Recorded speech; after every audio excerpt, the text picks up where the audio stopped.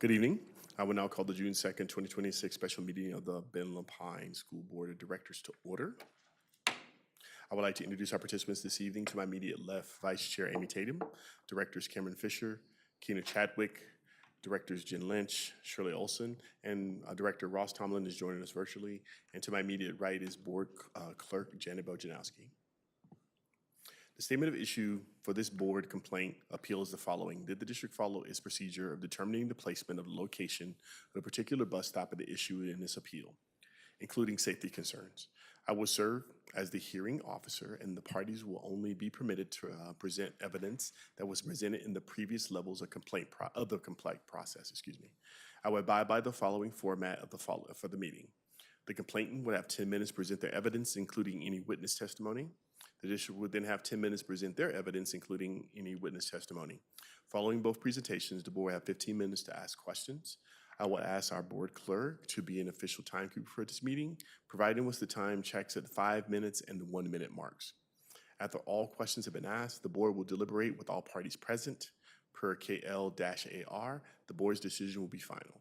At this time, I will turn the floor over to the complainant, and we will start the timer when you are ready. Okay, hi. I'm ready. Hi, I'm Michael Schultz. I'm here representing my wife, Hannah, and our two children, Diego and Penny, who couldn't be here. It's dinner time, so they are a little busy. It's kind of difficult to summarize this situation, but there's no direct incident that pertains to witnesses and evidence.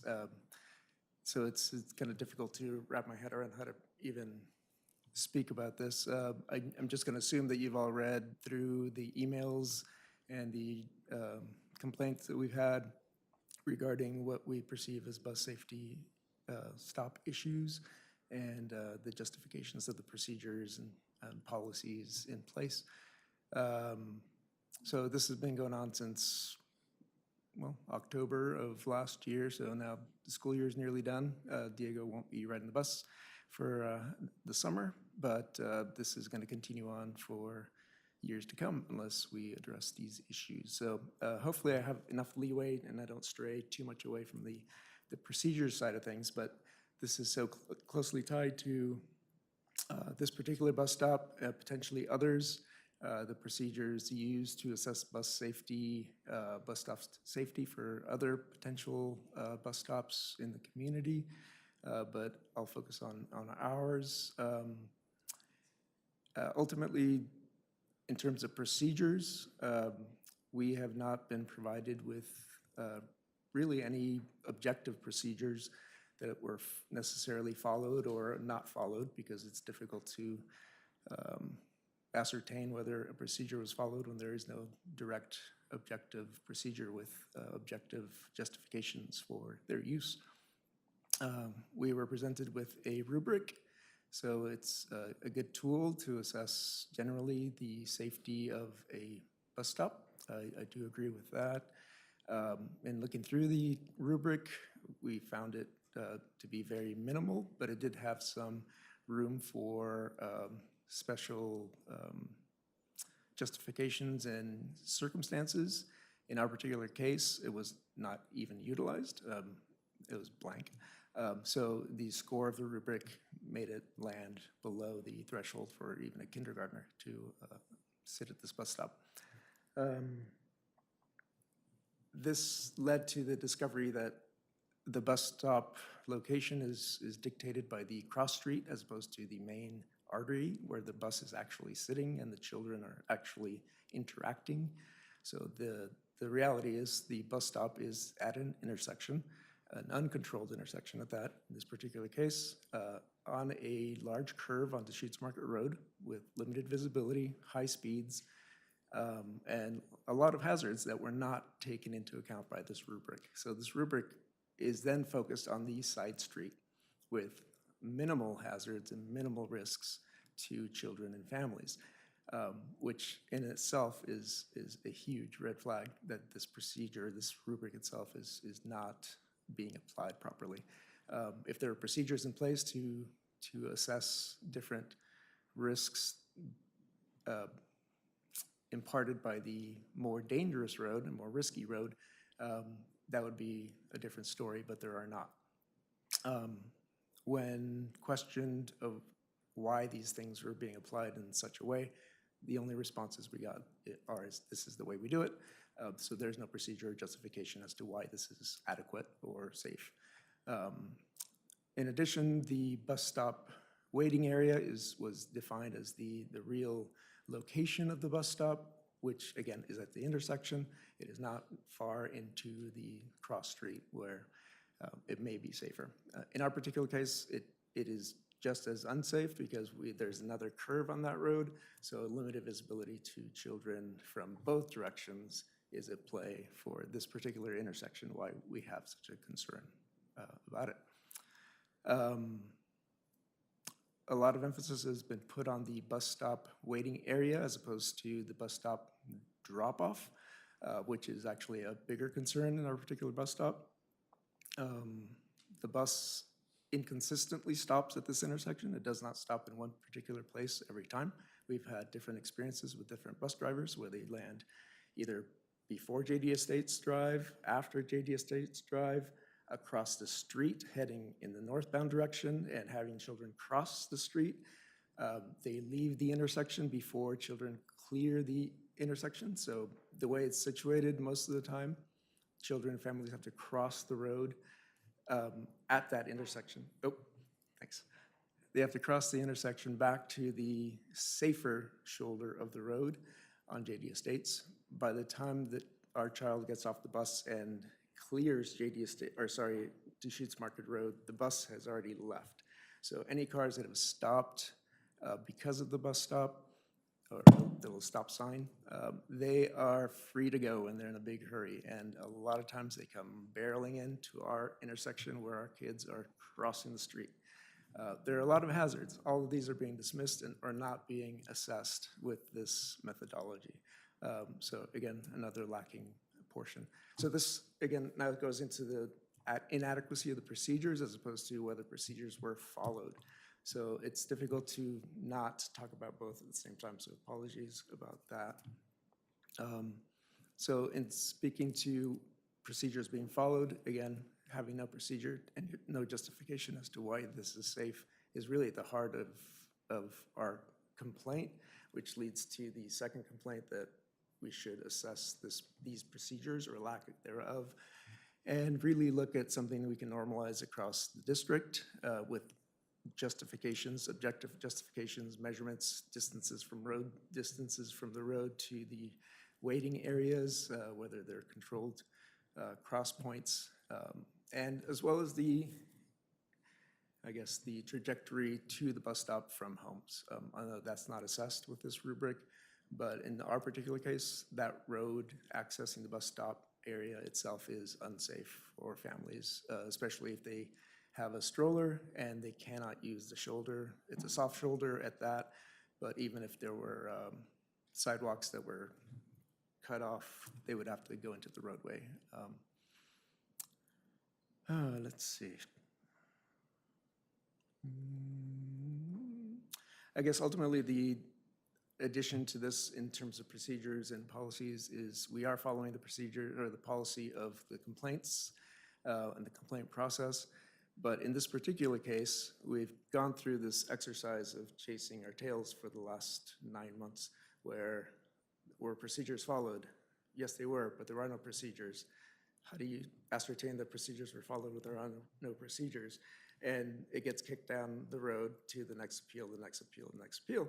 Meanwhile, children are left in unsafe situations, and there is no methodology to fast track or look for exceptions to this policy where we're in a situation like this where we've gone an extended amount of time and risks are still there and children's lives are still at risk. Just to kind of summarize, I'd say at least once a week, there's one incident, and by incident, I speak of drivers unaware of our families at the corner, cars zooming into the intersection, and my wife having to hold the kids back from getting too close to the edge of the road at this bus stop. every neighbor that has stopped to ask my wife what she's doing on this corner of this road for the last year has thought it was purely insane that there's a bus stop at this location. And in terms of experts at this corner, our neighbors have lived there and we've lived there for 15 years plus, and they've seen it change over a long haul. It's gotten busier and busier. We've seen a lot of close calls, and even our neighbors have had a lot of close calls themselves, being the drivers, because they get a little bit distracted, and all it takes is one bad look in the wrong direction and something bad happens. So sorry if I kind of rambled through various topics, but there is really, in my opinion, a very difficult time to summarize this into one coherent message. But hopefully with the history of the emails that I've written and my wife has written with me, we've summarized the situation and the hazards involved at this particular intersection, and potentially others that need a better method to ascertain the hazards and the risks. So thanks for your time. Appreciate it. All right, thank you very much. Just let you know about the witness testimony piece. If you had other people that you wanted to bring your information, that helps to be able to discriminate, understand what you're saying in terms of the risk and hazard. That's what I was for. So if you had any additional stuff that you wanted to bring in that regard. All right, thank you for that. The district will now have 10 minutes to present their evidence, including any witness testimony as well. Good evening, Board. My name is Paul Dean, Chief Operating Officer. I'm here with Kim Crabtree, our Executive Director of Transportation, and soon I will vacate this spot so we can have Christina Cathcart, our Routing Specialist, join, since she has a lot of hands-on information. First thing I want to do is just talk about board governance, and since you're looking about adherence to policy and administrative regulations, I want to have you aware that we will present evidence that we followed all state and federal laws, and that you have charged the Executive Director of Transportation to build routes based upon safety, efficiency, and that there's a balancing between those things, as well as managing board policy and all of our federal laws. Obviously, safety is paramount. It's our priority, but those have to be balanced with other things. And so I think the key thing is, as you go through this, look at the steps that we've taken to make sure that we were looking at this bus stop, as we do most bus stops, to make sure that they follow and are assessed for risk, and so that we can make good decisions. So with that, I'm going to pass it along to Christina, and so we'll go on with the presentation.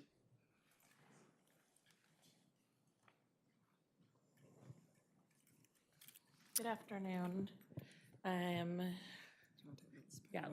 So I'm just going to briefly talk a little bit about our overall operational, how we decide where we're putting things across the district. So we have 1,600 square miles to cover for our buses. We're in urban, suburban, and rural environments. Our bus stops are in various different places. Some are on the outside of neighborhoods. Some are on a rural road that is 65 miles an hour. I mean, we pick up kids on Highway 97. That's where they live. And we have a fixed route timing constraints. We have to get kids to school on time for breakfast each morning. So short of making routes, we try not to have routes over an hour long for students. If we were to start bringing routes in much closer to homes, I could see routes being pushing 2 to 3 hours apiece. We have that much territory to cover.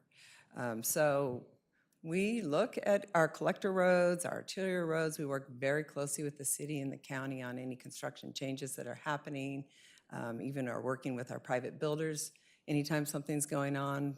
Example, Ferguson is a private build type thing. Moving our stops, and keeping kids safe and where we can find a safe spot to put them. Let me see, what I talked about. We have a lot of stops at our on roads that are 35 miles or higher.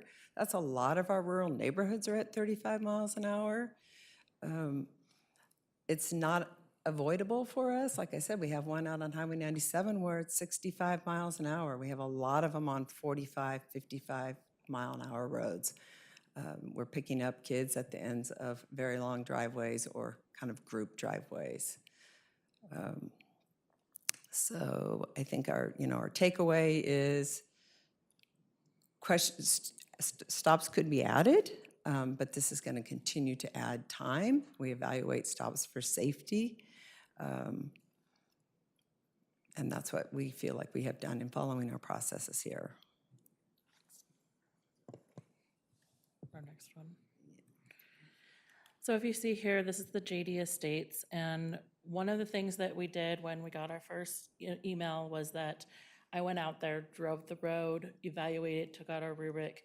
The evaluation for the rubric is based off of where the majority of the students would live and how they would have to walk to get to the stop. And then also where they should be waiting for the stop. Now, we don't expect students that live off of these high-speed roads to stand on the road. They're expected to stand further back. That is entirely up to the parents' discretion where they feel comfortable on that piece of where they want their students to stand and wait. But we did evaluate this. We sent out notifications that we had evaluated. It was within a safe range. And then when we got our second request for an email that we needed to reevaluate it again, we had one of our trainers go out on the route and actually talk to the students and the parent at the bus stop as they were getting off and explain to them where they should be waiting for the bus. We do not have this routed as a stop where they should be crossing. So hearing that that was a crossing incident is not something that should be done, and we'll be evaluating that. According to the rubric, we did fall within the guidelines set up by our system. Our rubric assesses roadway characteristics, visibility, shoulder conditions, and not where people want to wait or children choose to wait, but where we believe they should wait. And then we can't evaluate based off of unpredictable driving behavior because that can happen anywhere. The purpose of our rubric, we established the rubric a few years back to assist us with making unbiased decisions on where our bus stops are, because as we've grown, we've had to add more stops into more areas. We've had to change our route patterns, and this was able to give us a better tool. It promotes equity and consistency across the board so that we can better assist all of our students in a more equal and consistent manner. And I was just going to circle back a little bit about our evaluation processes, that we evaluate all roads every summer. We're out there. As the board knows, I've presented information to you for hazard boundaries previously, almost every fall. So those are, hazard boundaries are for students who live within the non-transport, so that walk zone, that mile to mile and a half. And so that's where we're saying, we don't feel safe, we don't want kids crossing a railroad crossing, we would never ask a kid to cross a 55-mile-an-hour road or a highway, so that's where we're adding stops back in. That is very separate from this rubric, which we built kind of pulling information from a couple large districts in the state that also do this, Salem, Kaiser, and Beaverton. I would say the majority of schools do not have a rubric that they use, but we wanted a non-biased, like Christina mentioned, tool to evaluate stops so that we were making the same decisions district-wide across our district for our families. If I want anyone to evaluate stops, it's these people. They have been out there. They're out there all summer long, even when we're not having students. They're evaluating potential stops as road changes happen. These are the people that get trained. This is their expertise. They are the ones that are most qualified to make this call and balance the safety and efficiency of each and one of these different things. Yes, the appeal process did take quite a while, but I felt we were very responsive. When we had the original concerns in late October, Our transportation department, as you heard, responded in a timely manner. They went out there and deployed multiple staff members to go and look at this. When that appeal came to me, I also met Mr. Schultz, his wife, and other families at that stop. I watched a bus stop come up in the afternoon, drop students off, and get picked up. I wanted to get my eyes there. I also met them one morning at another time during morning drop-off. I wanted to find out if the morning routines were any different than the afternoon ones. And then we passed that along. When that was also upheld, it was appealed to Lisa Burke, our deputy superintendent. She also upheld it. And so I felt like the complaint process was a robust one. I know we're at 1 minute. So we feel like, beyond a question, that we have followed board policy and administrative regulations. We feel that the transportation staff evaluated the stop using the district's established safety review process. The concern was received. We had multiple people take a look at it, and we're asking you to uphold the decision. I find Mr. Schultz a very reasonable person, and I enjoyed interacting with him.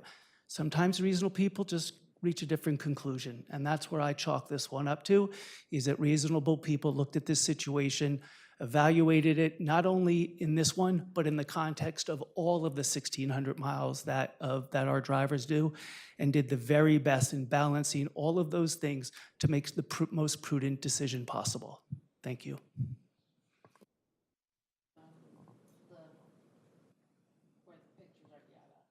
All right. Thank you. Thank you.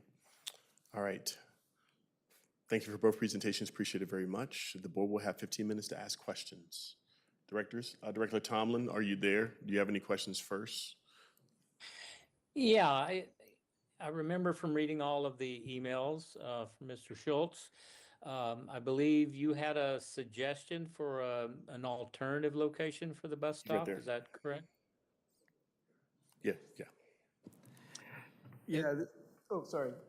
No, go ahead. Okay. Yeah, actually, this is a bus stop that's been used in the past further up JD Ranch Estates Drive, which Paul did mention. It had been used in the past for other circumstances, I presume either access for another child who lived further in or not. But there was a location on the corner of Jeffers and JD Ranch Estates that has a nice concrete landing pad, and it's a straightaway along that road. And that is your suggestion of as a solution to this problem? For this particular intersection, yeah, this would be the easiest bus stop that I can think of. Primarily, as it doesn't really slow anything down. If you go to the bus stop to pick up our child, the bus actually overshoots our road, comes back after the roundabout on further down to Sheets Market Road to make the drop-off, goes all the way back down to Yeoman, I believe, to make another turn around that roundabout and pass us again as they head north on the Sheets Market Road. So in essence, the recreation of that extra driving pretty much accounts for the different bus stop that they could utilize down the street. So I guess my follow-up question to Paul would be that, was that alternative location looked at? Was it considered at all in this complaint?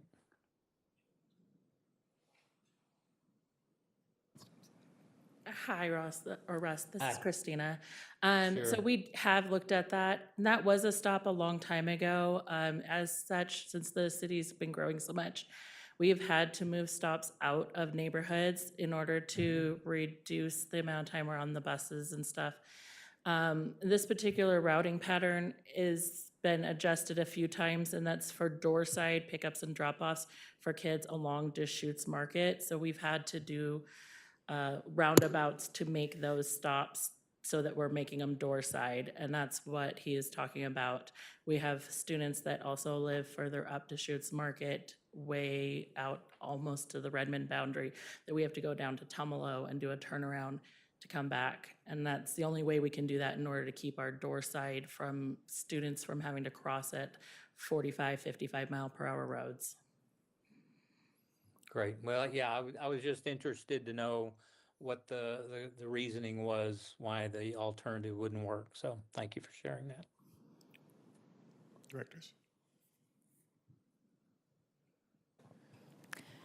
So one of the things in the original complaint that struck me was we talk about waiting areas, but we say we don't designate waiting areas. But then it seems like we do talk about waiting areas. So I feel like there's a little bit of a contradiction there, if you could just speak to that. So we don't tell parents where their children have to wait. We do address if there is a concern or if the students are waiting in a place that the driver finds is unsafe, then we do direct the students and the parents to wait in a safer area. But we can't tell parents how to have their kids wait out on the roads. And we can advise students and we can advise parents, but we can't tell them where they need to be. Okay. The NHSTA website mentions specifically the vulnerability of students while loading and unloading a bus. And if we're having buses stop potentially on blind corners on busy roads, how are we taking that information of the safety of loading and unloading into the rubric in our account of where we place bus stops? So for some points, we can't, it's where kids live, right? Well, This yes, pa- but we have a choice of where we put the bus stop. So that's the Right, question, right? So this particular corner, the speed is reduced to 35 miles an hour. Deschutes Market is higher further out. But also, prior to entering this corner, it says school bus stop ahead. So we work with the county on corners where we think that maybe there's some lower visibility. I think that actually the visibility is really pretty good coming out of that roundabout into this corner. And then our drivers have a very large mirror system to see. And if they see somebody coming up behind them, they're not opening their doors and asking kids and directing kids to get on or off the bus.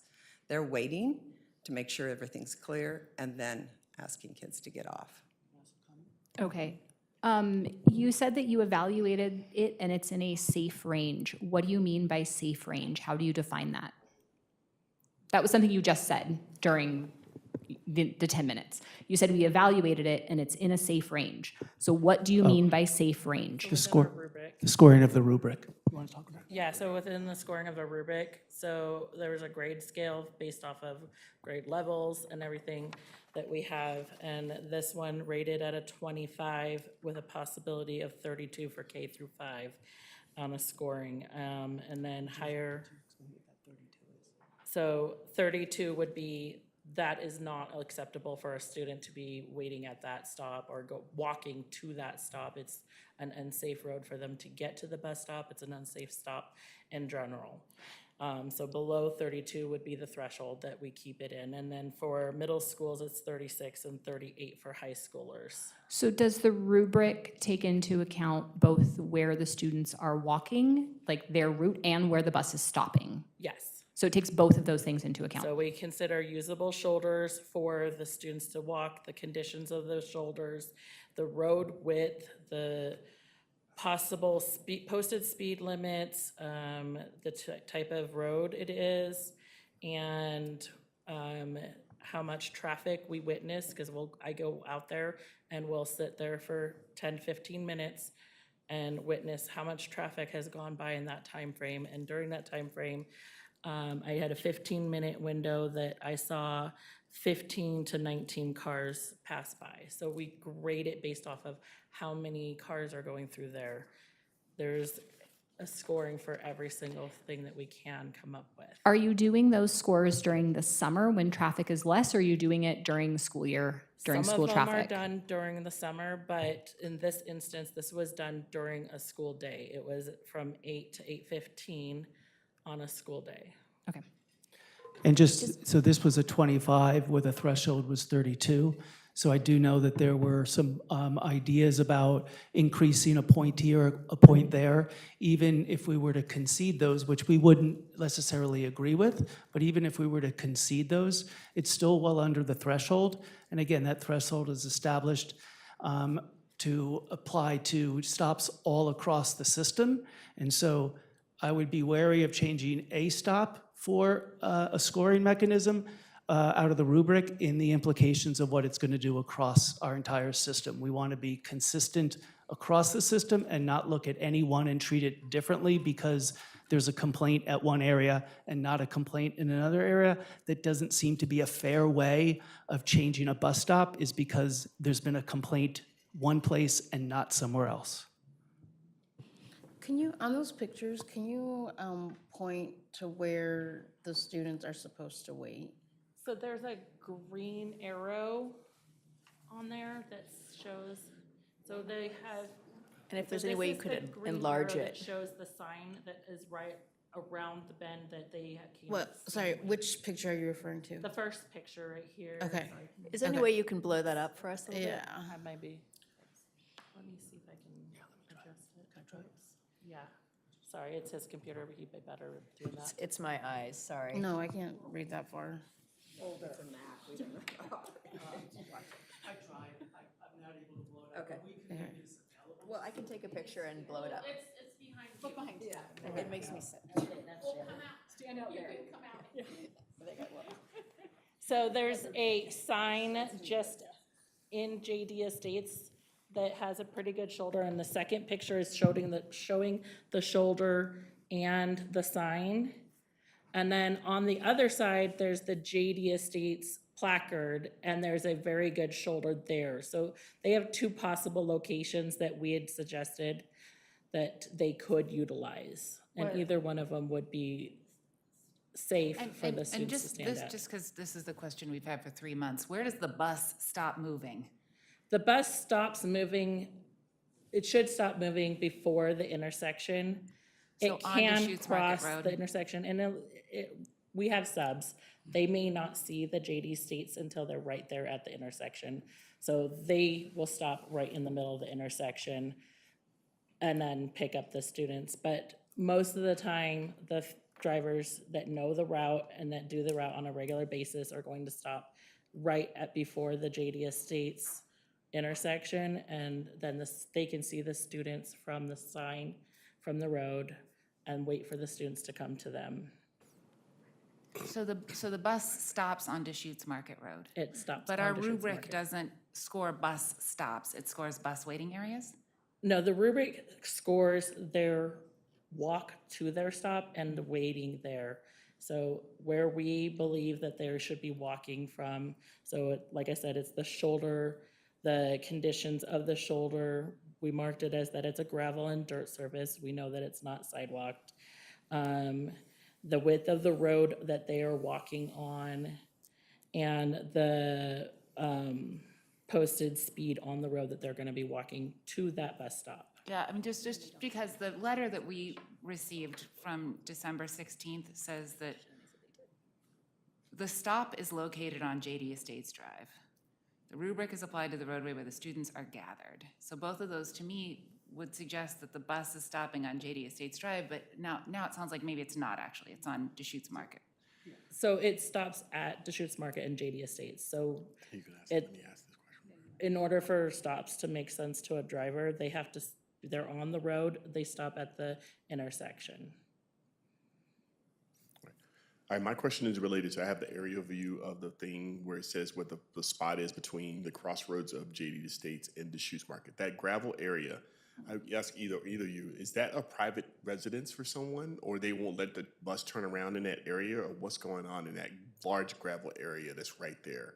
So if you look at it from a perspective, from the road perspective, it's actually got a built-up gravel area, so like, there was no way a bus could get over the hill. There's like rocks all the way around it. Yeah, I'm not talking about going over the hill, but I'm talking about turning actually left on JD Estate, then making a quick right into that area there. Is there that area flat to be able to drive into, or do we have to go into that? That is a private area. That's a private area. So is that particular resident not wanting the bus stop in their property is what you're saying?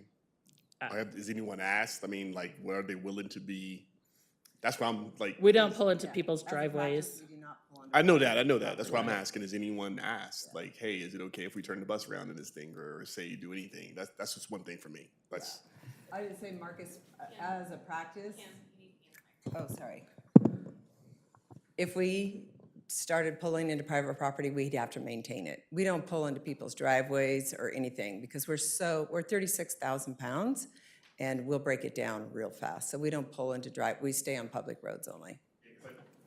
Yeah, because I know it's gravel and it looks like, so I'm just trying to figure Right. out from the private Yeah, estate. no. Okay, that's it. Sherry. Just, Right.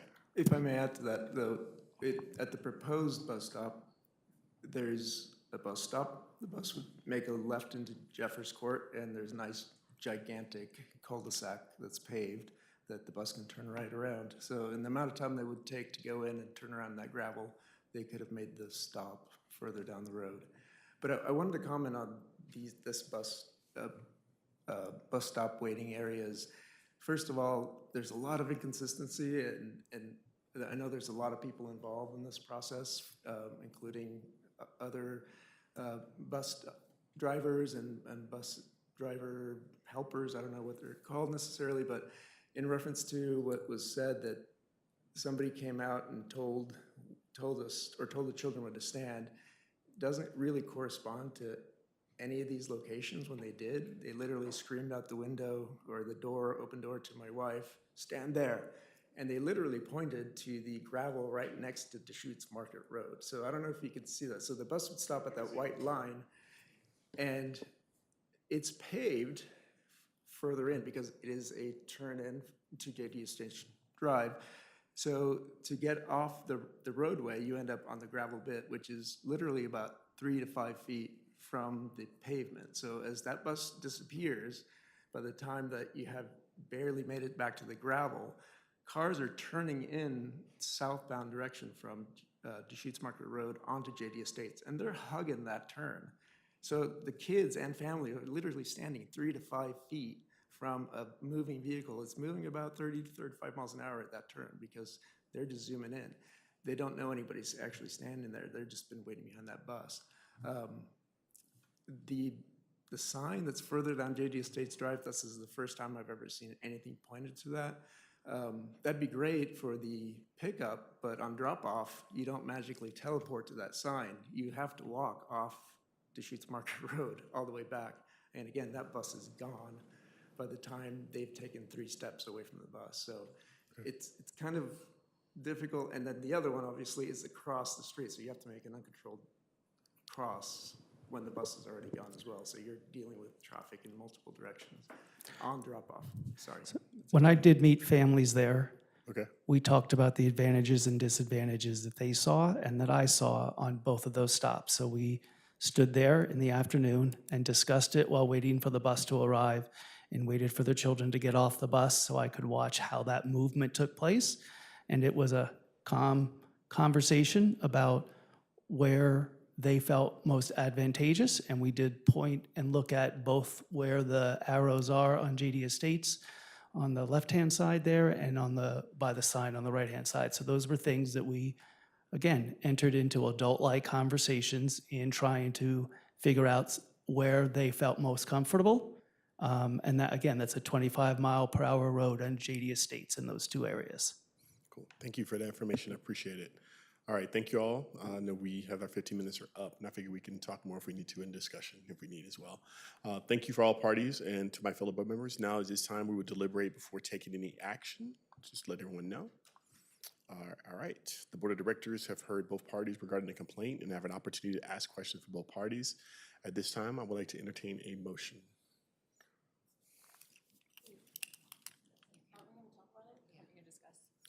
Yeah, we can. We can discuss once we get into, after the motion of what y'all thinking, what you want to do.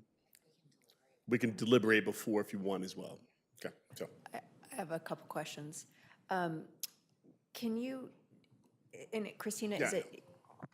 is it that you're the one who's doing the rubric, the rating system, or is it?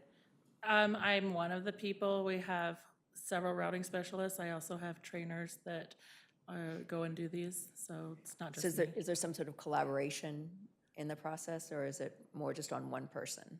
And in this case, I went out and scored it, and then I convened with Kim and a trainer that is our safety committee person and showed them what I came up with, made sure that they felt it was in the it would align with what they saw too.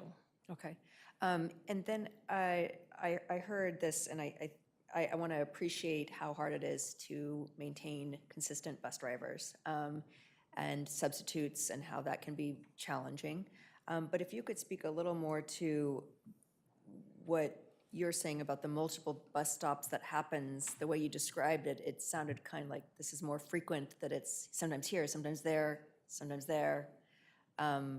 Could you share a little bit more about that, please? So by law, we should not stop our bus across JD Estates. By law, we're only supposed to stop traffic in one, like, this is JD Estates and this is Deschutes Market. We should not stop in the at the crosshairs of those streets. We're not supposed to. We're supposed to stop prior to an intersection or after an intersection. A sub, JD Estates is a rural road, you know, they're driving along and they're like, ah, there's JD Estates, you know, and so they just stop as quickly as they can. So everybody's kind of stopping space is different. The regular driver should be stopping prior to the stop. Do we find drivers stopping dead intersection? Yep, that's why we have driver trainers right along and say, remember, we stop back because really we shouldn't be stopping. We can control this traffic, but we shouldn't be controlling this. Now, we're gonna watch as kids get off and make sure it's a safe place for them to get off and cars aren't racing up, otherwise we're holding kids. But so it's just, a lot of our subs are that regular driver's on a field trip, and so somebody else is stepping in. And it's hard on rural roads to catch the sign. You're coming around the corner and like, oh, there it is, I'm stopping. So I think that's why that happens more often than Does not. this route have a regular driver that is generally very consistent, or is this Yeah. atypical, the number of subs that are happening? This is a regular driver. He does do trips, but he is fairly consistently on his route. Okay, thank you.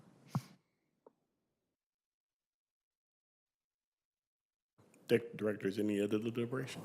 What is the Oregon Department of Transportation pupil transportation manual say about stopping on curves when the speed is above 40 miles an hour? Nothing? No. They don't really comment on the stops. This is a 35-mile-an-hour curve. Oh, because it's reduced to 35 to go around the corner. Yeah, with a school bus stop sign ahead posted before the curve. There's some language, I can't see that far, but I noticed in one of the pages, it said, well, there's like two things that caught my eye. One was, the second part of the sentence was, this is not a hazard zone determination. Can you go to that slide or page and then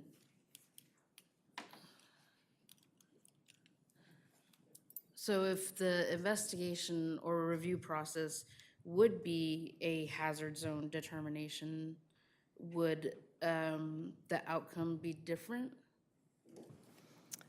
No, so a hazard zone is an area that is within the non-transport zone. We don't receive funding from the state of Oregon for it. So it's within a mile of an elementary or a mile and a half of a middle school, high school. So we petition to the state and say, hey, we don't think this is safe for the student to walk to school. You know, so we have boundaries that cross the parkway, that sort of thing. And so then we're adding those areas in for busing. We just brought that up because I think some people have heard of the hazard zone, and that is a separate process from this. Okay, that's helpful, thank you. And my question is related to, is CET, what is it, Central, what is it? Yeah, CET, do they have different requirements when it comes to being able to have buses, especially, I think there's a bus route, isn't there a bus stop on that route as well? On Deschutes Market, I think earlier, before you get down, is there one on JD Estates as well, or is that because it's a rural area, there's not? Does anyone know?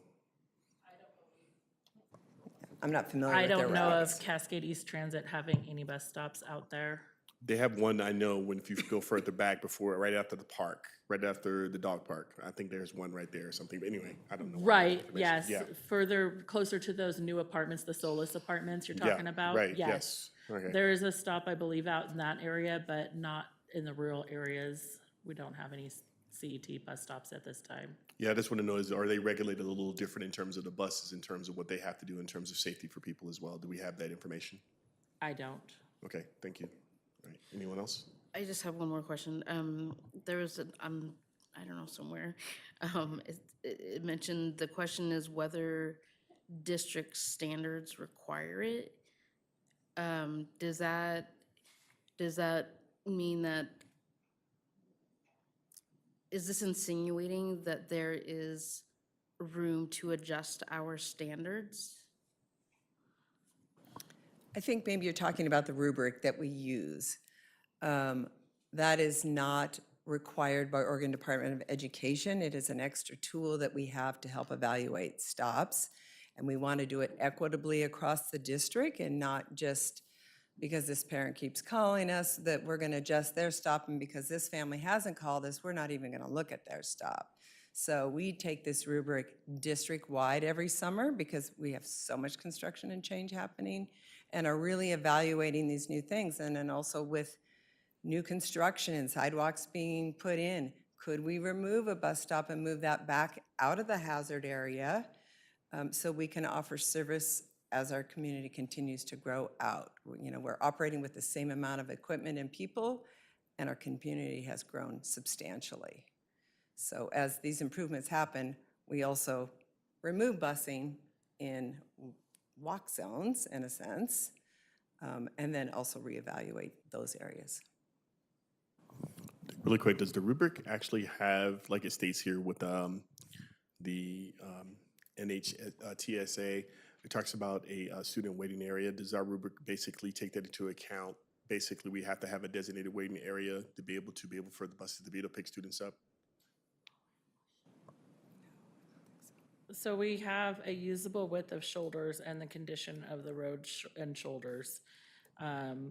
Like I said, we don't tell parents or students where they have to wait. We do give them advice on where they should be. We do ask that the students be visible so that we know that we're loading students at that stop, not that they're hiding in the bushes or in their house when we pull up and then run out, you know? But we don't tell them where they have to wait. Okay. I have a question. So, Paul, there is a bus stop on 97 North, and my understanding was that a bus shelter was created, is that right? Was a bus? Yeah, you're talking about the mobile home park out there. Yeah. Yes, the mobile home park built a shelter. Oh, they built it, okay. Yes, we could no longer, we used to loop in there because it is 65 miles an hour. Yeah, But we were crushing their Right.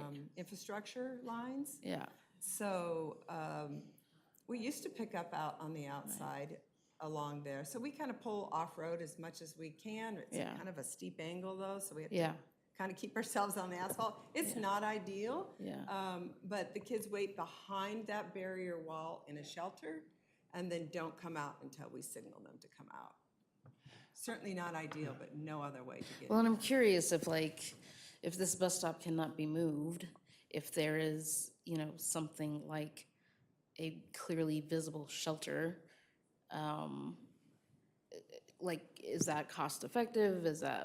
What are your thoughts around that from both parties? We've never been charged with building any shelters, but I know that there's a lot of communities that have put shelters up around their homes. So like in Deschutes River Woods, there's several of families and groups from neighborhoods that have put them up. And then on Ferguson, there's a shelter out off of Ferguson.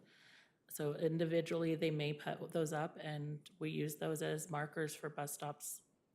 I guess what I want to say is that I hope you sense that your charge of assigning the executive director of transportation to take safety seriously and balance that with all of the other factors, and adopting a rubric that isn't required, sending staff out to score it, rescore it, bring a team together so that there's a consultation about it, indicates that we take this seriously.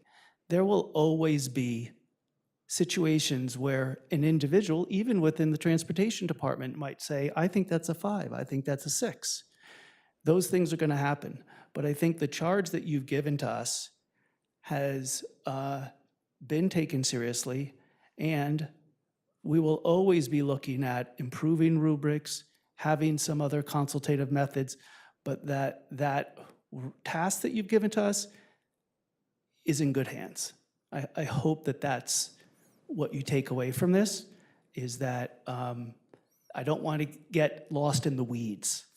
I guess I'll say that lived experience is also high up there in priority for me as well. In addition, I appreciate everything that you shared. And there's also a difference between someone walking, standing there every day with their kids. So I'm not discounting what you're saying. I'm saying that, and there's more. And I think that's what we're trying to ultimately do. We love all the facts, we love all the information, but ultimately we want to make a decision that's going to be able to make it, like you said, continue to be safe, continue to make sure the students feel good, the families feel comfortable. Because also as things adjust and change and shift and so forth and so on, we just need to make sure we have the right information. That's all we're trying to do. We're not knocking what y'all have done. We appreciate everything y'all have done for them, and everybody's probably happy for that. And like you said, he's very reasonable. Y'all are reasonable as well too. I think ultimately what we're trying to get to is this: what is going to be the best decision for us to be able to continue to do the things, necessary things to make sure people are safe. And if it calls for adjusting the rubric, if it calls for just changing something here and there to make things a little bit better, not just to accommodate one family, that's not what we're trying to do. We're trying to make sure everyone whoever is going to be standing at that bus stop is safe. And I think that's the most critical piece of all of this. And we get that's what everybody's doing here. We're just asking questions because guess what? We don't drive buses. And we're not out there, and we're not doing that. And I know we're just the board, but we're trying to get as much information and much insight as we can to make the best decision we can. Because you know what? When everything all said and done, we know we want to make those kids get on that bus safely to get to where they need to be. I think that's the ultimate thing. So that's what we're just trying to get to. So thank you. Yeah, and I still think I think moving into deliberations at this point, you know, my biggest concern is that the rubric does not take into account where the bus stops, which seems like a huge oversight from a safety perspective. Especially when the documentation we received over and over again said we don't designate waiting areas, but then we sometimes do because we're kind of telling kids where to wait.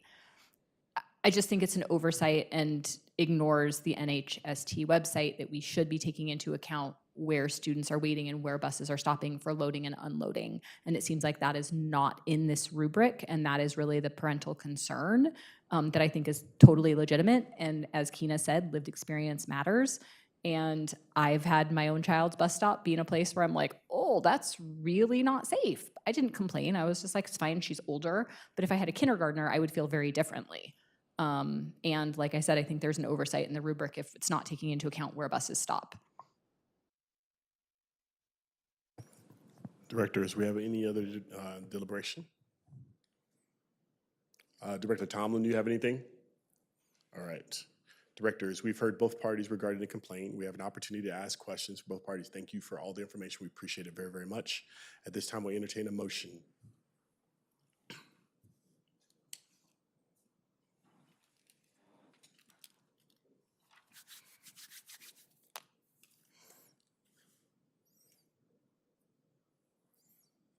Did anyone wordsmith something while we were in deliberation?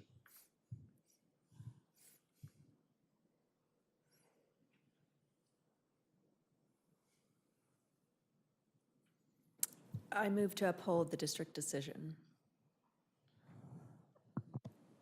Do we have a second for that? Second. Okay, Director Olson is seconded.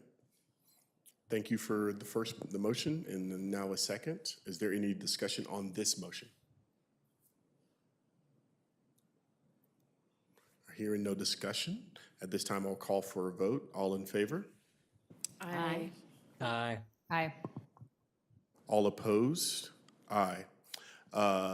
Just to let you know that information, and ayes have had it. Thank you very much. At this time, this meeting is adjourned.